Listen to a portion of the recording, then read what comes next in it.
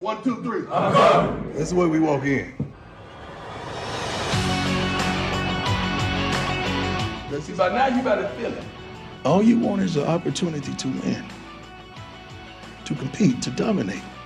And darn it, I'm going to give you that. Jordan, hey everybody. How's everybody doing today? And you? You know, doing all right, you know, living life. Had a good practice. Just had some fun, man. You know, just came out there, practiced the way we need to.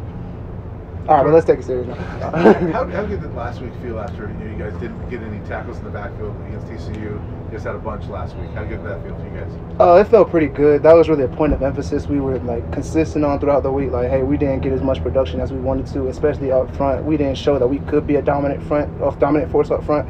So that was our main emphasis of last week, was just being more physical, playing on their side of the ball, playing on their side of the football, and it just worked out when we, you know, just put more emphasis on it, practice that every day. That was our goal. That was our mission going into the game, and it worked out in our favor. Jordan, obviously you played in some big-time environments before you transferred here.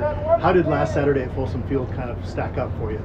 Folsom Field, it was definitely electric. It was it was a whole different vibe. Like, when I tell you, I've never been in an environment like that. I've been in some big-time games for sure. I've seen some big crowds, but like coming out here to Folsom and just seeing not just the turnaround from last year to this year, but just the drive of all the fans wanting to come out there, just all the people that wanted to be on the sideline. I've never seen anything like it. There were so many legends just on the sideline, some people in the stands. It was just insane. I've never been around an environment quite like this, and I'm pretty sure it's just going to keep getting better. Do you feel like last week's game could be a turning point for you guys as a defense? Obviously, in week one, you guys are still pretty getting used to playing with each other, with most of the defensive guys coming in the summer. Yeah. Do you feel like you guys are now kind of gelling and, you know, in sync on defense?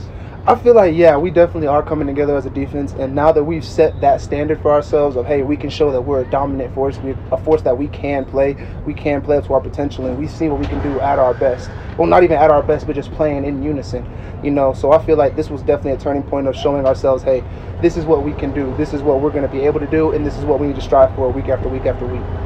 So definitely I would say that's a turning point, and it's just going to, you know, put more emphasis on it. Like he had said, we got to put more emphasis on it throughout each week to week to make sure, hey, we're still playing on their side of the line. Hey, we're still playing on their side of the ball. We're still showing that tenacity, that physicality for our defensive line in front.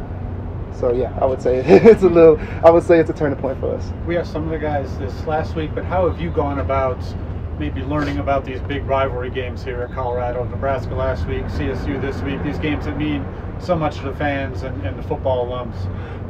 Definitely, it's crazy because where I live at, there are a bunch of football Colorado alums, and they've been basically giving me the go breakdown of everything. So I have some neighbors that would tell me, hey, this is the Nebraska game, this is the breakdown, this is what happened so many years ago, this is why the rivalry, and now I'm still learning a little bit about this Colorado State rivalry as well.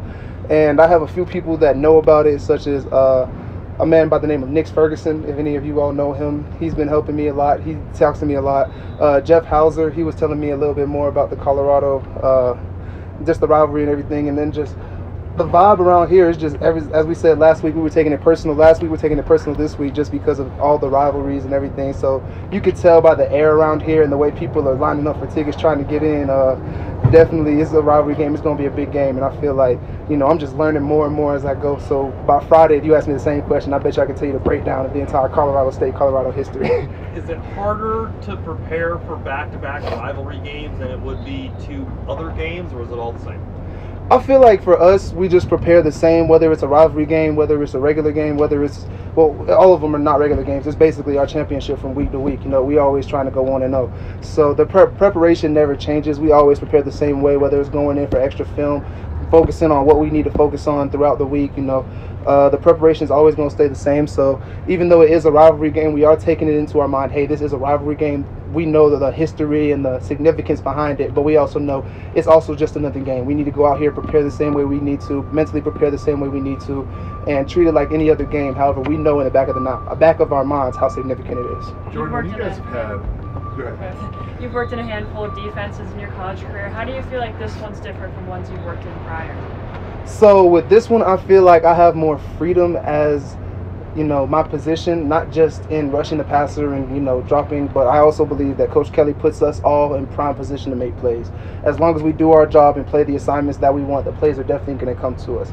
A lot of our defenses are a lot like that, but I feel like ours is much more complex in the way that our defensive coordinator thinks outside the box of different defensive coordinators. He knows things that a lot of coaches don't know. And we have such a great coaching staff here with so much years of experience and expertise. It's like they can look at a play, see how it works out from practice, and just, you know, we're going to adjust this, change the play, and then we run it on Saturday and automatically it works, you know. So that's just the way that I see it. I feel like this defense that I'm in, it really not just puts me in prime position to make plays, but also puts me in a position to show my versatility as well, whether it be dropping, whether it be rushing the passer, whether it be anything this defense needs. I feel like it shows not just people's talent and abilities, but also their versatility, not just me, but everybody on the team.